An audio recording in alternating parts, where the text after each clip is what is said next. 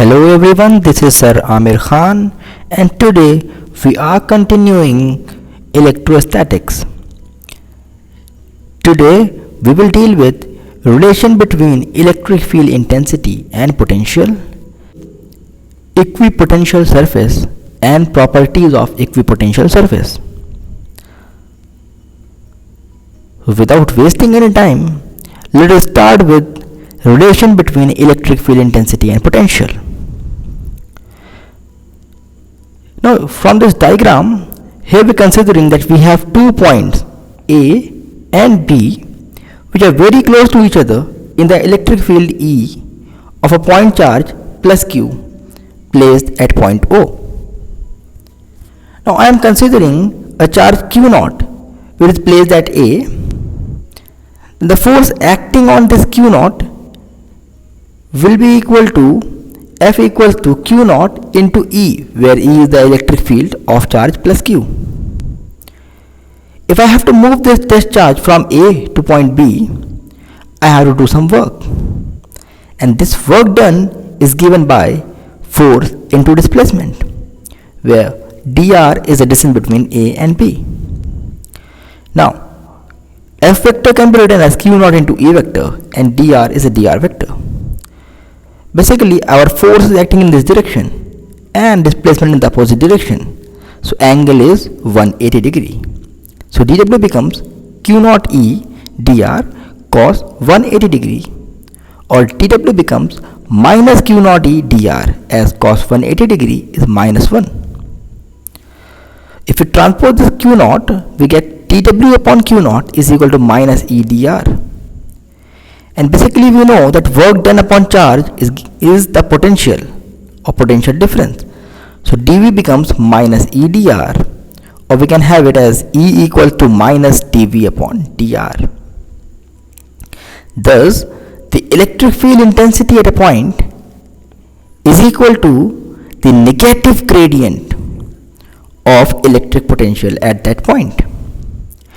Now the negative sign here shows that the electric field intensity is in the direction of decreasing potential. Like potential is decreasing in this direction, so electric field will go in this direction.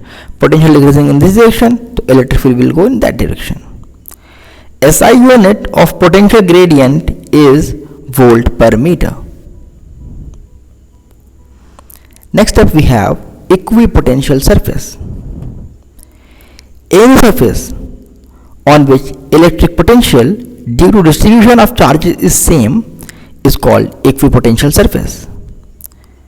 Now basically equi means equal and potential, we all know what is potential.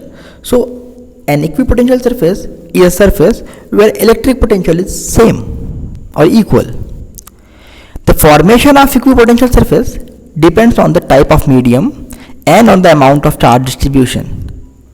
Now basically it also depends on the charge distribution.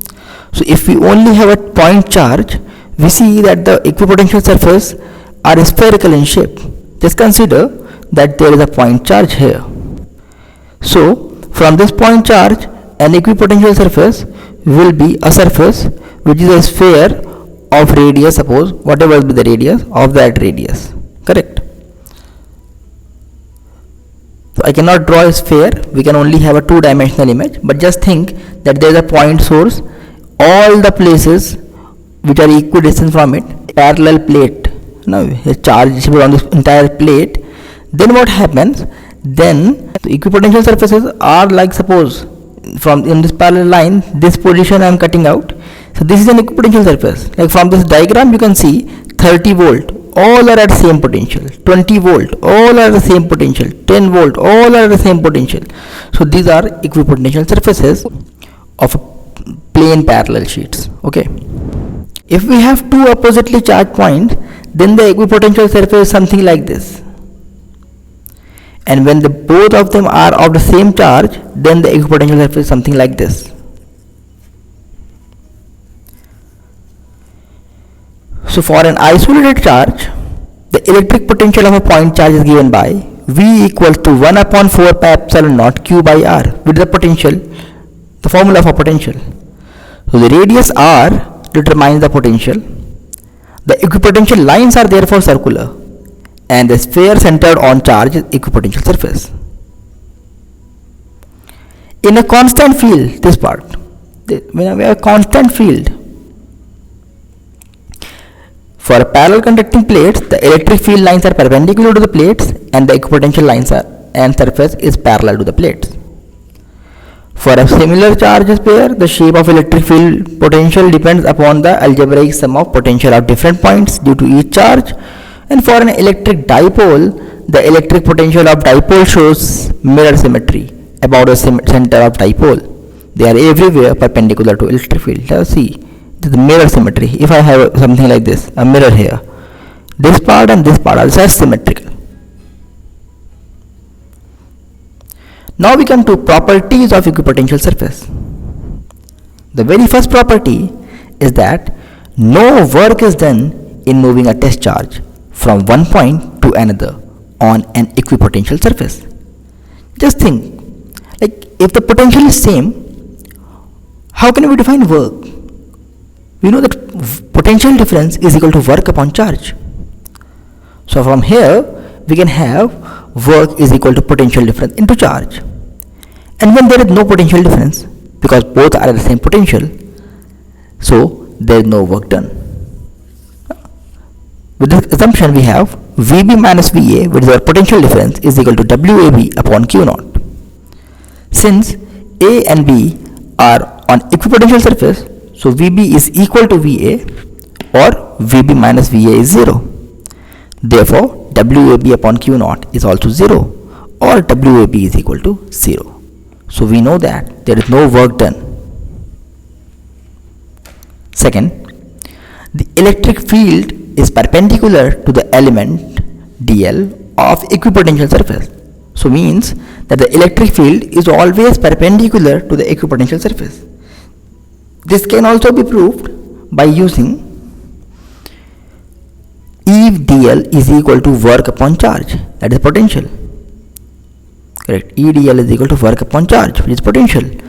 Now, E dl is equal to work, which is already found to be 0, upon charge. So E dl, which is E dl cos theta, is equal to 0. So if I transport E and dl here, we have cos theta is equal to 0. And if cos of the theta is 0, theta is 90 degree, which means it is perpendicular. Third, equipotential surface indicates weaker or stronger electric field. We just proved today that E equals to minus dV upon dr. From here we can have dr is equal to minus dV upon E. So with this we can understand that if the distance increases, then the electric field decreases, no? Because the potential is always constant. So that means for an equipotential surface, the electric field decreases with increase in the radius. Fourth point, two equipotential surfaces cannot intersect each other. So that is all for today. In the next class, we will start from capacitors.